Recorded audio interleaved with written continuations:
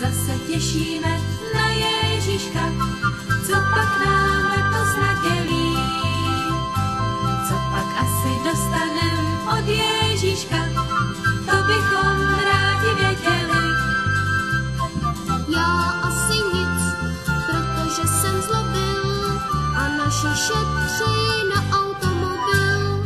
Už se zase těšíme na Ježíška, co pak nám letos nadělí. Co pak asi dostanem od Ježíška, stačí svetr nebo knížka, všichni chcem však od Ježíška, jen aby byl šťastný a veselý. Bože, jak to letí, a ještě včera bylo 30 ve stínu.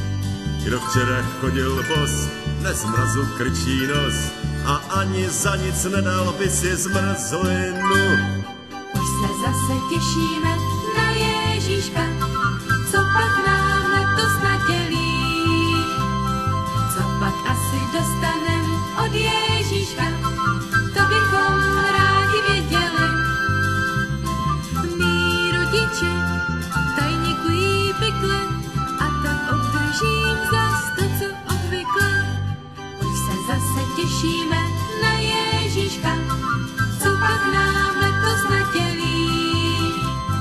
Co pak asi dostanem od Ježíška, stačí svetr nebo knížka, všichni chcem však od Ježíška, jen aby byl šťastný a veselý.